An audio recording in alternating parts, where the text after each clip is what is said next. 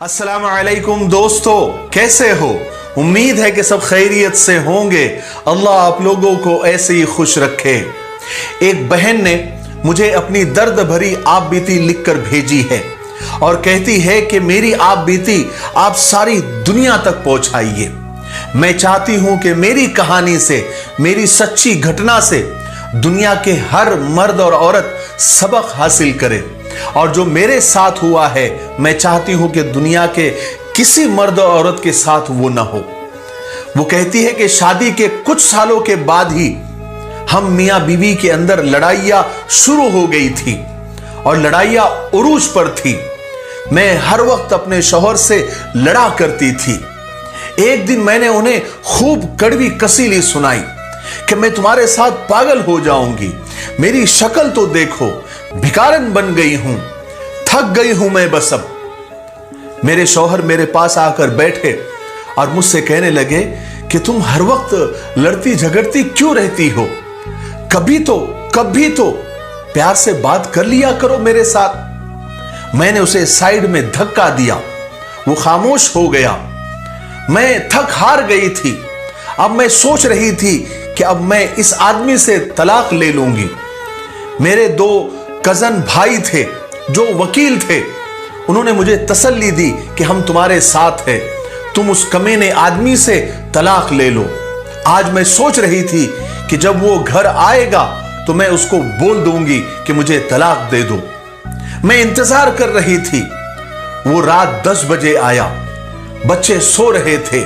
वो सीधा दोनों बच्चों के पास गया, उनके माथे का बोसा लिया, उनके हाथों को चूमा, फिर अपने चारपाई पर जाकर बैठा और मुझे आवाज दी, शहनाज मुझे रोटी दो, मुझे भूख लगी है। लेकिन मैं करवट बदलकर लेटी रही। मैं लेटी क्या, मैं लेटने का नाटक कर रही थी। उसने मुझे फिर आवाज दी, 1 बार 2 बार 3 बार, लेकिन मैंने उसकी एक भी नहीं सुनी। मैं चुप रही। वो मेरे पास आया, मुझे देखा तो मैंने अपनी आंखें बंद कर ली। वो मुझ पर कंबल डालकर बोला कि शायद थक गई है, सारा दिन काम करती रहती है इसलिए सो गई होगी। वो खुद किचन में गया, खाना देखने लगा, लेकिन खाने के लिए कुछ भी बना हुआ नहीं था। उसने एक प्याली में नमक मिर्च डालकर उसमें थोड़ा सा पानी मिलाकर सूखी रोटी के साथ खाने लगा। मैं ये सब देख रही थी। मैं दिल में नफरत से सोचने लगी कि ये कुत्ता मर भी नहीं जाता, ये जिंदा क्यों है। वो खाना खाकर सो गया। दूसरे दिन सुबह सुबह ही हम किसी बात पर झगड़ने लगे। मैंने गुस्से में उससे कहा कि बस मुझे अब तलाक चाहिए, मैं अब बर्दाश्त नहीं कर सकती क्योंकि मैं थक गई हूं। और गुस्से में मैंने उसके कपड़े भी फाड़ दिए। वो तलाक का नाम सुनते ही बिल्कुल चुप हो गया, जल्दी से कपड़े चेंज करने लगा, बाहर बाइक पर बैठकर कहीं जाने लगा। मैंने उसे चिल्लाकर कहा कि अल्लाह करे कि तू मर जाए, मेरी जान तुझसे छूट जाए। वो बाइक बाहर खड़ी करके कमरे में गया और किसी कॉपी पर कुछ लिखा और फिर चला गया। मैं उसे मुसलसल गालियां दिए जा रही थी। मैं रो रो कर थक गई थी और लगातार मैं उसे बद्दुआएं दे रही थी, क्योंकि मैंने इरादा कर लिया था कि अब इस इंसान के साथ मुझे नहीं रहना है। बस 2-4 घंटे ही गुजरे थे। मैं मैके जाने की तैयारियां कर रही थी। मैंने बच्चों को भी साथ ले लिया था। इतने में गली में एक शोर सा बरपा हुआ। मैं तो रो ही रही थी। हमारे दरवाजे पर दस्तक हुई। मैंने दरवाजा खोला तो पूरा गांव चारपाई उठाए हुए मेरे दरवाजे के सामने खड़ा था। मैं हैरान थी कि ये क्या हुआ। इतने में एक लड़का फोन पर बात कर रहा था और सामने वाले से कह रहा था, यार अकबर का एक्सीडेंट हो गया और वो मर गया है। ये सुनते ही जैसे मुझ पर कयामत आकर गिरी। मैं दम बखुद हो गई, साकित हो गई। चारपाई सहन में रखी गई। सब लोग कब्र खोदने की बात कर रहे थे। कुछ जनाजे का टाइम देखने लगे थे। मस्जिद में ऐलान होने लगा था और अकबर मेरे सामने चारपाई पर लेटा हुआ था। अरे कौन यकीन करे कि मेरा अकबर मर चुका है। मैं चीखने और चिल्लाने लगी कि अकबर उठ जाओ, उठ जाओ अकबर, मैं तुमसे कुछ नहीं मांगती, मुझे कुछ नहीं चाहिए, मैं अब तलाक की बात भी नहीं करूंगी। मैं उसके हाथ चूमने लगी, उसके पाँव चूमने लगी कि अकबर उठ जाओ मेरी जान, अकबर उठ जाओ, देखो देखो मैं अब कहीं नहीं जा रही हूं, मुझे अब तुम्हारे साथ ही रहना है, मैं भूखी प्यासी रह लूंगी, मुझे ये छोड़ कर न जाओ, मैं तुम्हें खाना बनाकर लाकर देती हूं, तुम्हें भूख लगी है ना, तुम अभी कह रहे थे ना मुझे भूख लगी है, मैं अब भी खाना बनाकर लाती हूं। हाय हाय, लेकिन अब बहुत देर हो चुकी थी, अब अकबर मुझे छोड़कर जा चुका था। मैं चीखती रही, चिल्लाती रही, लेकिन अकबर मनो मिट्टी तले जाकर सो गया था। उसके जाने के बाद मुझे दुनिया के रंग नजर आने लगे, मुझे रिश्ते बदलते दिखाई देने लगे, फिर जो मेरे अपने थे वो सब मुंह मोड़ने लगे, मुझ पर दुनिया नजरें कसने लगी, बच्चे बाबा को ढूंढने लगे, अब उनको नींद में उनके माथे को कौन चूमेगा, कौन मुझे आवाज देगा, कौन मेरी कड़वी कसीले लहजे को और मेरी बातों को बर्दाश्त करेगा। फिर कुछ दिनों में मुझसे मेरा मकान छीन लिया गया, जो हिस्सा मेरा बनता था वो भी नहीं दिया गया। अकबर के मरने के बाद मैं दर बदर ठोकरें खाने लगी। अब बच्चे भी मुझसे कोई फरमाइश नहीं करते थे, क्योंकि वो जानते थे अब उनके बाबा इस दुनिया में नहीं रहे।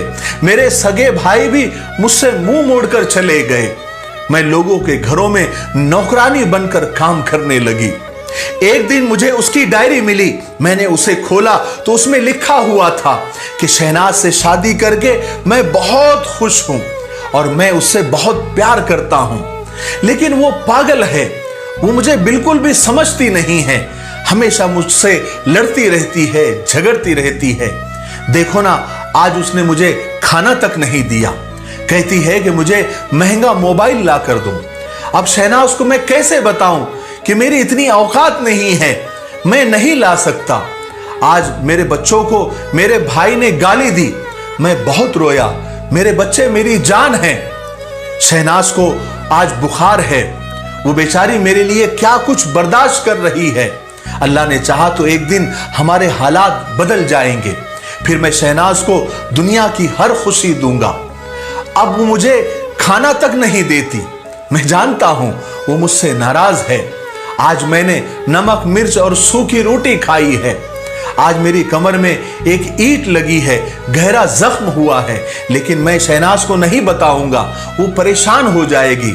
डॉक्टर कह रहा था कि 15 टाके लगेंगे, लेकिन उससे ज्यादा गहरी चोट मेरे सीने में लगी है, क्योंकि आज शहनाज कह रही थी कि मुझे तलाक दे दो, मैं मर जाऊंगा शहनाज के बिना। लेकिन मैं जानता हूं वो गुस्से में है, ठीक हो जाएगी। मैं ये सारे अल्फाज उसकी पढ़ रही थी, पढ़कर मैंने डायरी को सीने से लगाया और चीखे मार मार कर और धाड़े मार मार कर रोने लगी। आज मेरे समझ में आया कि हम सफर तो हम सफर होता है, वो जैसा भी था मेरा साया था, मेरी ढाल था। उसके जाने के बाद जमाने की ठोकरें खाकर मैं समझी हूं कि अकबर ही मेरे लिए दोनों जहान था, मेरी दुनिया था। आज मैं थक हार कर घर आती हूं, अब मैं टूट चुकी हूं, बस बच्चों के खातिर जिंदा हूं, वरना मैं कब की खत्म हो गई होती।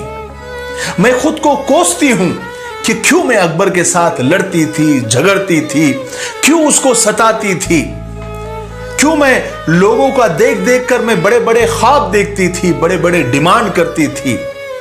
वो मेरे साथ था तो मैं आज महसूस करती हूं कि मैं शहजादी थी और शहजादी की तरह जिंदगी गुजार रही थी।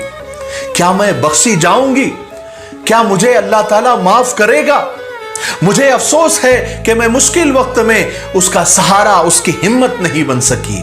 मैं लालची और मतलब परस्त हो गई थी। अब तो अक्सर लोग मेरी मदद करते हैं तो मेरे जिस्म की बात करते हैं, मदद भी करते हैं और मेरे जिस्म की तरफ गंदी निगाह भी डालते हैं।